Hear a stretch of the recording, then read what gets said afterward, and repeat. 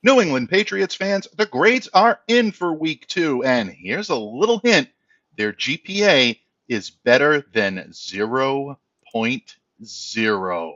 Stay tuned. You're about to be locked in to the Locked On Patriots podcast. You are Locked On Patriots, your daily New England Patriots podcast. Part of the Locked On Podcast Network, your team every day.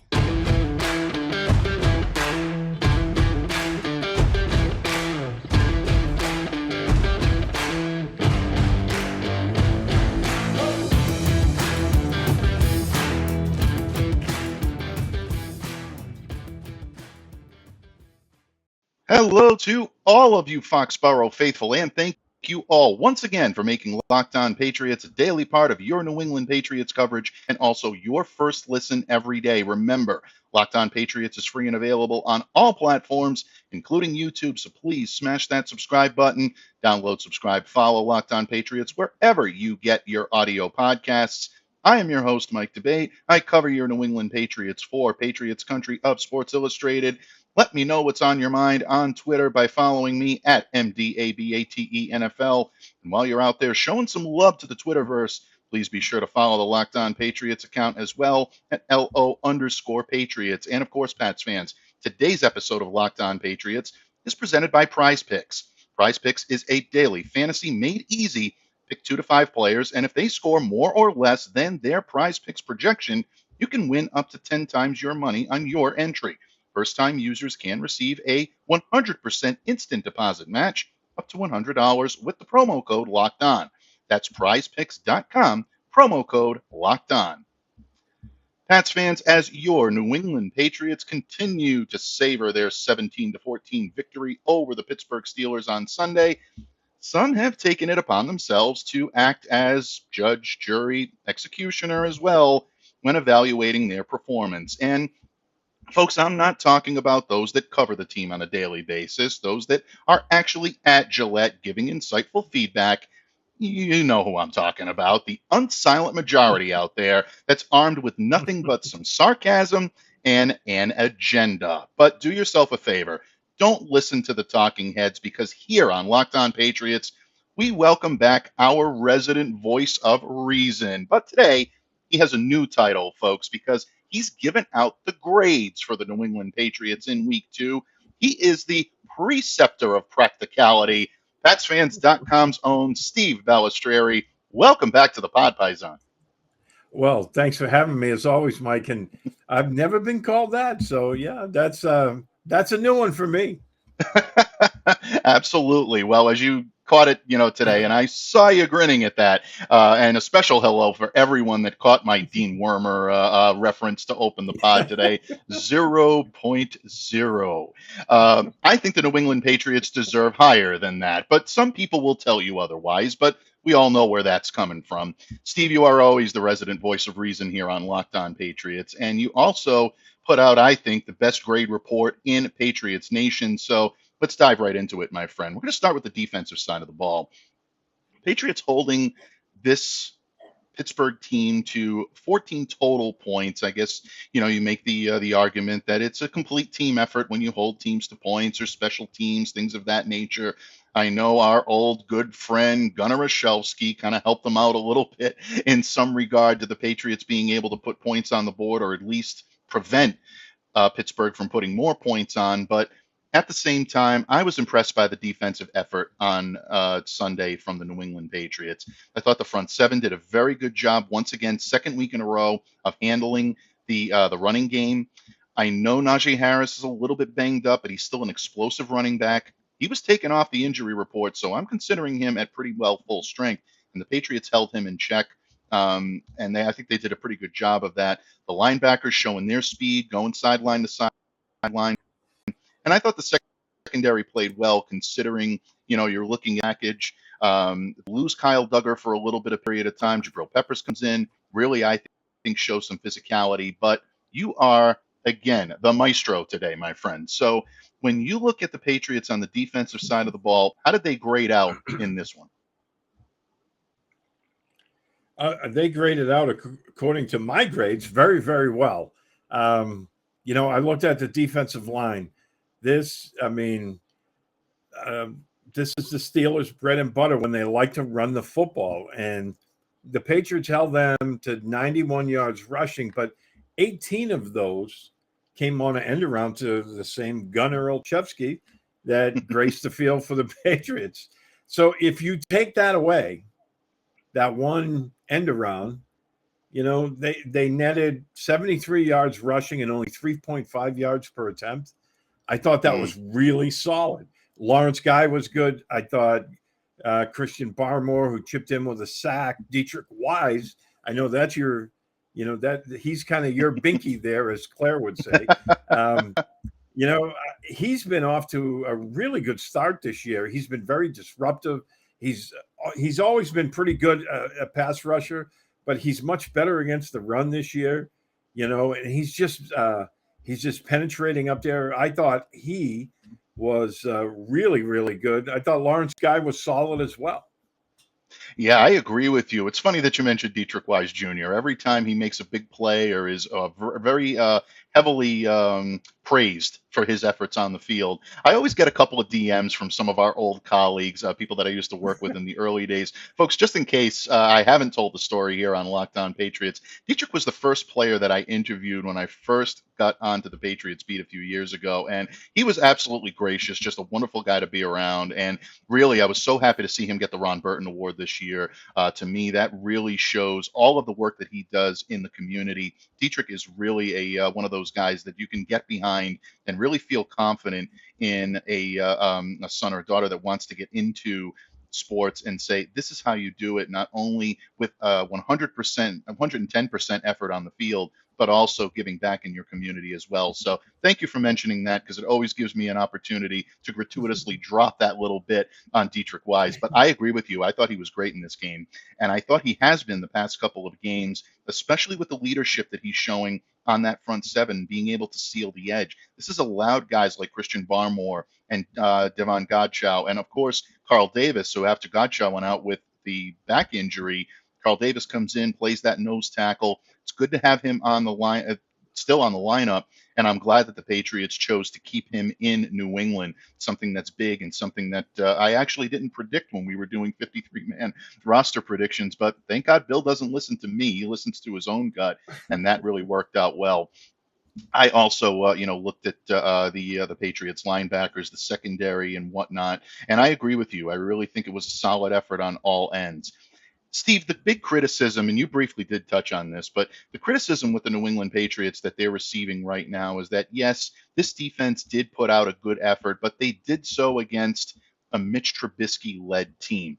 I don't necessarily buy into that. You always play to your competition, and for everyone that wants to, tar and feather Trubisky for his performance on Sunday, he's an NFL level quarterback, and he is capable of doing things with the ball in his hands. He's capable of extending drives. I thought the Patriots really did a great job, and I think they would have been effective no matter who they were facing. Do you put any stock into the Trubisky factor in maybe them receiving some of the criticism or praise that they've received? Granted, he's not, Patrick Mahomes or Aaron Rodgers, Tom Brady. We get that. But at the same time, you face the guy that's on the field, against you. And, when I look at the big picture of things, he ended up with only 152 yards net passing. Whenever you hold an NFL quarterback to a low number like that, you're doing your job. And, and you talked about the secondary and, Deontay Johnson, they held him to, 6 catches, 57 yards. I mean, he's that game breaker kind of guy for them. Chase Claypool, who Bill Belichick was raving about last week, 4 catches for 26 yards. And neither one of them had any kind of yak after they caught the ball. So, you can say what you want about the quarterback, but your secondary for the second week in a row did a really good job. And you and I were talking offline, last week, a lot of people kind of pooed the defensive effort they had against the Miami Dolphins. They held them to 13 points offensively, 1 touchdown. And, you look at what Miami did to the Baltimore Ravens on Sunday. Maybe that, we're selling that Patriots defense a little bit short. I agree with that. I really think that a lot of what the Patriots do complementary wise really complements the three levels of the defense, the three phases that you see, whether it be the front seven or the front defensive front, I should say, the linebackers, and then the secondary. And even on the touchdown that was allowed to Freiermuth, and I wrote about this last week for Sports Illustrated, it was without Kyle Duggar in the lineup. And as much as I love Adrian Phillips, maybe arguably his biggest fan on the team, or one of his biggest fans on the team, is myself, having covered him when I covered the Chargers. Phillips was a little out of his element there, and he made up for it with a couple of nice plays afterwards. But they missed Duggar's physicality there. There's no question about it. So hopefully, we'll see what the situation is with Kyle's knee and, injury wise, what happens when the Patriots retake the field again on Wednesday. But overall, I think a solid effort on all three phases. And I think the grades are definitely in on the Patriots defense. And again, folks, they are much better than that lot that was in Dean Wormer's office at the end of National Lampoon's Animal House. On the offensive side of the ball, maybe the Patriots getting a little bit too much credit there too, because the defense of the Pittsburgh Steelers was without TJ Watt. And that is what the prognosticators are doomed of hanging their hats on. Is that a fair comparison? Well, again, the resident voice of reason will set us straight in just a moment when this episode of the Locked On Patriots podcast continues. But first, I wanted to talk to you guys a little bit first about Turo, the world's largest car sharing marketplace. With Turo, you can book any car you want, wherever you want it, from a community of local hosts. Browse a huge selection of vehicles for just about any occasion or budget across the United States, Canada, or the UK. Book a spacious SUV or a minivan for a family road trip. You can get a classic or luxury car for a special event, birthday, or holiday, or you can just find affordable economy cars if you're on a budget and you need to get from point A to point B. Many Turo hosts can even deliver the car right to you. Every trip is backed by liability insurance, and terms and conditions and exclusions do apply. But do yourself a favor, find your drive today at Turo.com. Patriots fans, the resident voice of reason, PatsFans.com's own Steve Balestrieri joins me here on the pod today. My Patriots Paisan, giving you the dish, the scoop, and the honest opinion that you need when it comes to the Patriots' grades for Sunday's performance and their 17-14 victory over the Pittsburgh Steelers. Steve, we talked about the defense, but the offense seemed to look a little bit better. They did end up looking more comfortable, and I think they did handle the defensive onslaught of the Pittsburgh Steelers better than what they did against the Miami Dolphins just 1 week ago. People that want to take away from what the Patriots did on the field on Sunday will point to the fact that TJ Watt was not present. And I do think there is some degree of truth to that. Obviously, the Pittsburgh defense is much more formidable with the tied for single season sack leader in that lineup. Unarguably their best defender, arguably the best pass rusher in the league. That's going to weaken your defense. But at the same time, I thought this offensive line particularly played stout football. They stood up. They provided great run protection. They provided great pass protection. And because of that, the New England Patriots offense was able to move. Skill positions, thought they did pretty well. Tight endage, Claire, cover your ears. Not so good. But at the same time, Steve, I think a lot to build on, a lot to feel positive about, but you take a reasonable approach, my friend. How did the offense make the grade this week for the New England Patriots? Well, there was still some issues. They had some communication issues early in the game. Devontae Parker, was confused a little bit. It ended up costing them a delay of game penalty. But, I looked for this week. I was looking to see. They were facing, I think, which is a better defense than they faced last week in Miami. And I was looking to see some improvement there. And I think regardless of TJ Watt not being there, I mean, granted, we all know he's one of the best pass rushers in football, if not the best.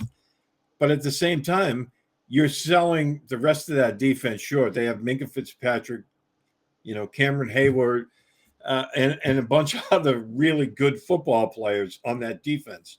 You look last week at what they did against Joe Burrow and the Cincinnati Bengals. They created 5 turnovers, 7 sacks.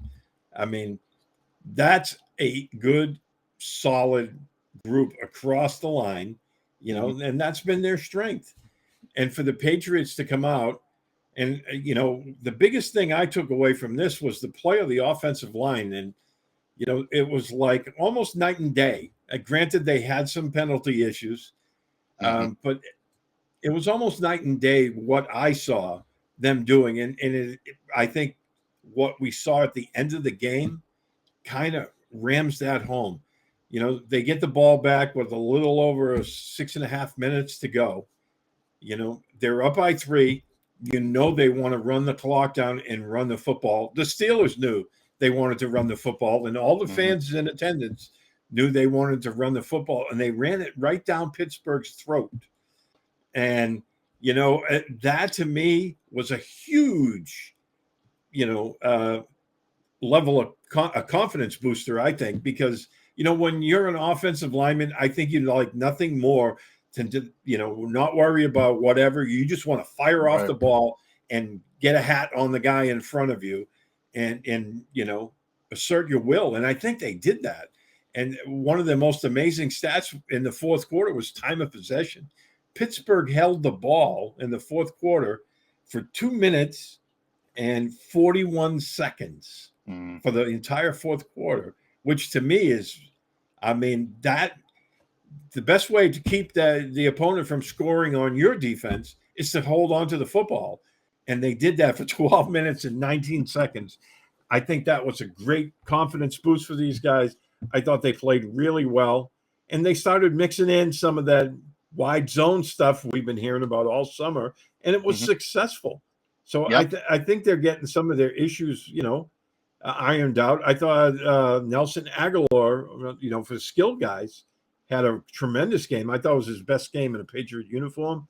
And once again, Ramondre Stevenson, who the Steelers announcers cannot pronounce Ramondre, which was funny because I was listening. They kept stumbling on that, and they were laughing and apologizing. And they were like, "We're not meaning any disrespect. I just can't say this guy's name." But, it was funny. But him and Damian Harris, I thought, were tremendous in this game. And, if you take away the Mac Jones kneel downs at the end of the game, they had 28 carries for 133 yards, which is 4.75 yards per carry, which is really impressive, especially really against a team like Pittsburgh. So I think there's a lot of positives. They still have a long way to go, but I think this was a big step forward for the entire offense.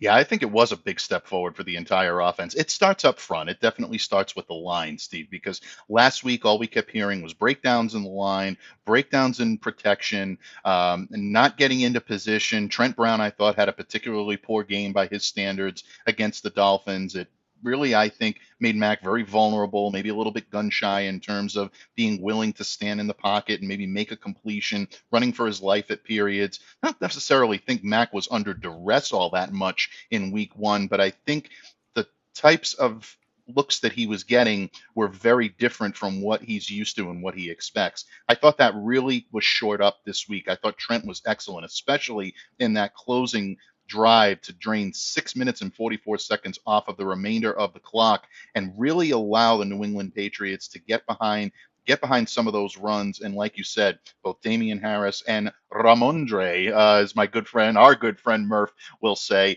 I thought he was very good in that regard, in that situation as well. So good stuff for the New England Patriots. I think in this point, what we need to see from them a little bit more in terms of maybe getting after a situation where Mac Jones gets his opportunity to make the throws that he needs to make, because I thought that was one area where Mac might have been a little bit gun shy in this situation. And also some of the decision making that Mac made, which caused me to maybe grade him a little lower than a lot of people had thought. I think Mac's decision making at this point is something that does warrant a little bit of extra time in the film room, maybe a little extra time on the field in terms of him being able to get done what he needs to get done. But ultimately, I thought the Patriots graded out pretty well on offense. And with the exception of Mac Jones and maybe with the exception of the tight ends, I think this team really did a great job and deserves some glowing, grades for the way that they performed. Very much impressed by the O-line, very much impressed by the running backs, and pretty impressed by the skill positions as well, because I thought that the job that Nelson Aguilar and Jacoby Myers did on Sunday really carried this team to pretty good heights. Yeah, absolutely. I was very impressed with both of those guys. And, Mac, I thought, as I wrote in my report card, I thought Mac was good. He wasn't great, but I didn't get so much of the criticism of him after the game that he had a very poor game. I don't think it was poor. I think it was middle of the road. I agree. Yeah. And, it's, again, this is an offense that's trying to find its way. I liked that they went back, excuse me, that they went back to the power schemes. That seemed to be working, and they were getting a good push all the way around. So that was good. I mean, they still have a long, long way to go. But like we said, it's a first step. And, the play calling to me wasn't bad. I think, he's starting to, talking about Matt Patricia, he's starting to find his feet a little bit in the way that, his in-game play calls and adjustments are coming along. And it's only week 2. So I think that's going to get better.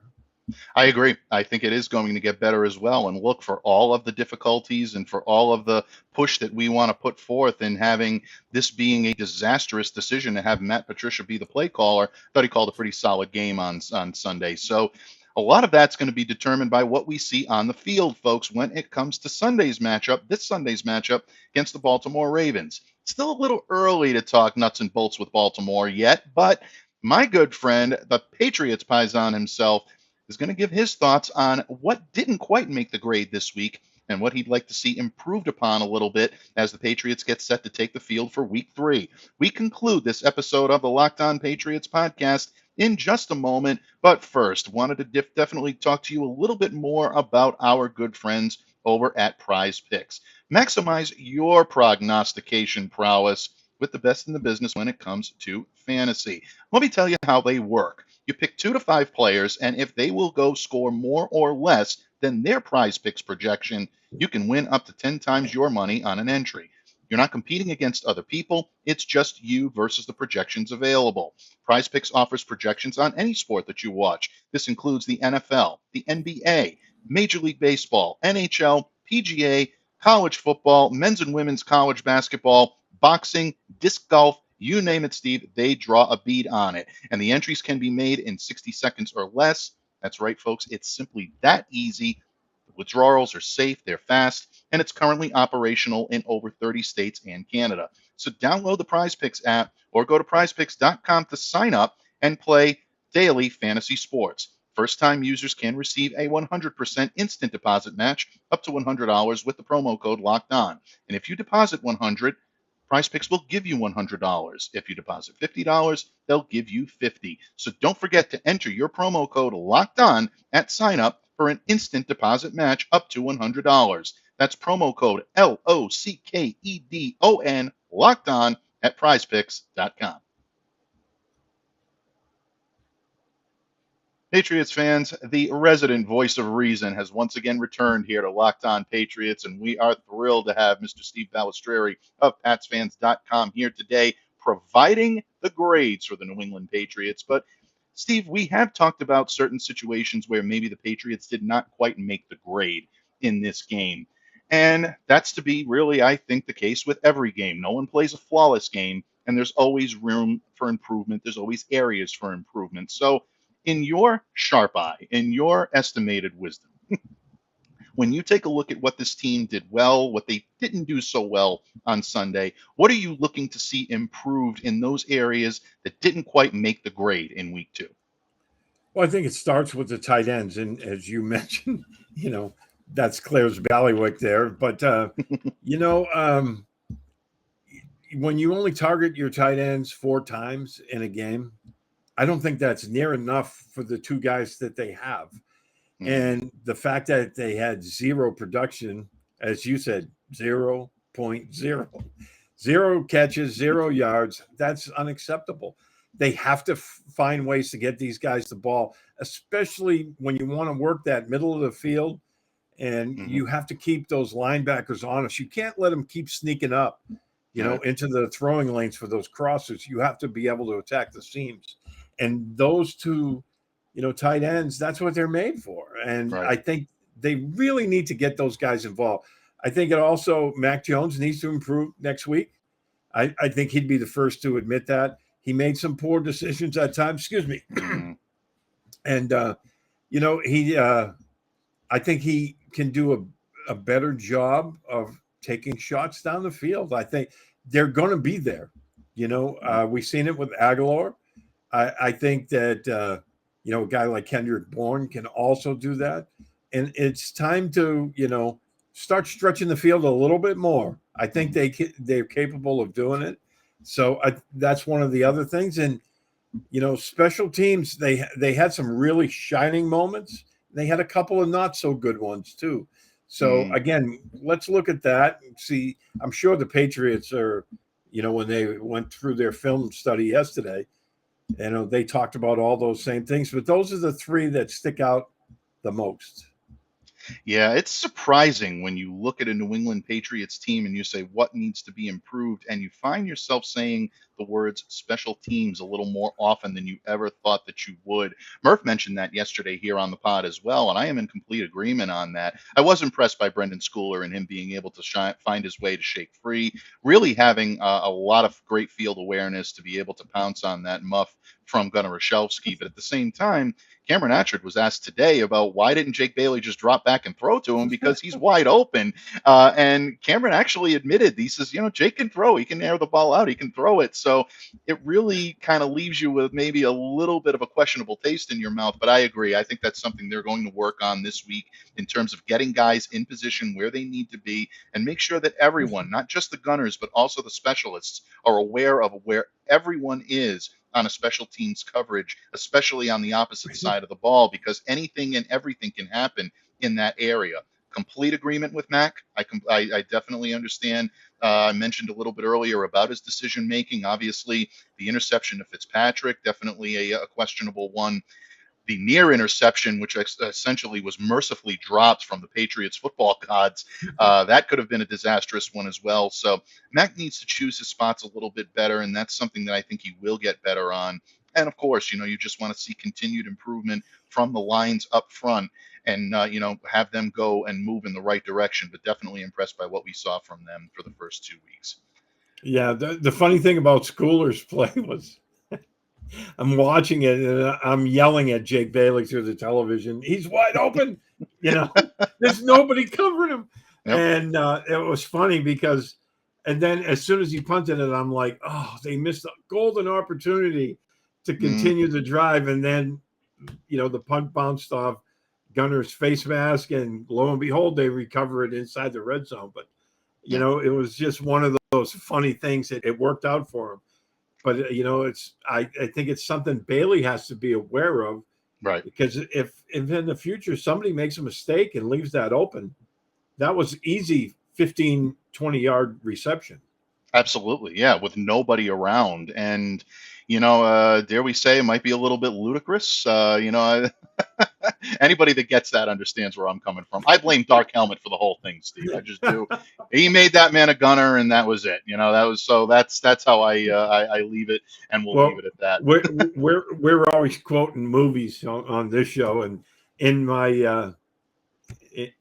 my post game write up, I quoted Princess Bride, because I was like, did I see Bill Belichick talking to the offense while the defense was on the field? Inconceivable. So I love it, folks. And what better way to wrap up today's show than with a Princess Bride quote? You don't get too many of those on here, but Steve definitely put that in. Great movie. Absolutely love that. You can't go wrong with some of the 80s comedies. They were tremendous. Folks, I always love it when my good friend, my Patriots Paisan, joins me here on the pod to provide his grades, most of all, to provide his wisdom and counsel the way only he can.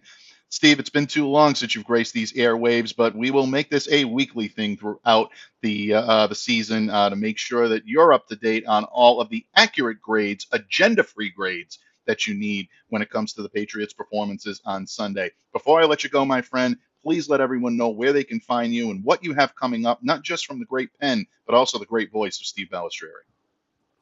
Yes, and I appreciate the offer as always because I could sit and talk to you about football on the phone all day long. So, um, that's what friends are for. And Absolutely. I miss that. I miss sitting with you up there at Gillette. But you know, this week I'm already starting to dive into the Ravens. I think they've had some issues with their secondary. I think that was obvious on Sunday. They've had injuries there, Hmm. and they had a lot of busts, as we saw. Yeah. So I'm looking at the Ravens. I'm looking at some of the matchups and seeing, a lot of people have written the Patriots game, but I think this is winnable. They're finally coming home. This is going to be their home opener. So Hmm. I think they have a really good shot to pull this one out. We'll have to see. I think so too. I think that this could be a game that might be, I don't want to say make or break because this is a little too early in the season to say make or break, but I think this could be one of the turning points for the New England Patriots in terms of whether or not this could be a team that fights for a playoff spot or whether or not you're looking at a team that's probably on the lower end of the spectrum this year. I think there's a lot that they can prove, and this Baltimore team is going to be angry. They're going to be frustrated. They're They going to should come be. in wanting to right the wrongs that they saw on the field last week as well. So it's a good test for the New England Patriots. And Pats Ravens is always a hotly contested contest. And folks, we will continue to bring you all of that this week here on Locked On Patriots as we now start to turn our attention to the Ravens, but not quite. There's still a little Pittsburgh wrap up. And for that, tomorrow here on Locked On Patriots, we will be joined by the Countess of Class. We make it a one Patriots Place trio to start the week here on Locked On Patriots. Miss Classy Claire Cooper, will bring her tight endage knowledge and so much more to the pod as she always does each and every week. Folks, thank you so much for making Locked On Patriots one of your first listens every day and also a daily part of your New England Patriots coverage. Hopefully, you make us your first listen every day. And if you do, now make your second listen the Peacock and Williamson NFL show. Brian Peacock and former NFL scout Matt Williamson give you the expert NFL analysis in less than 30 minutes. It's free and available wherever you get your podcasts. On behalf of my good friend, my Patriots paisan, Steve Balestrieri, I'm Mike Debate. Stay safe, stay well, be the change you wish to see in the world. Have a great day, everyone. And go Patriots.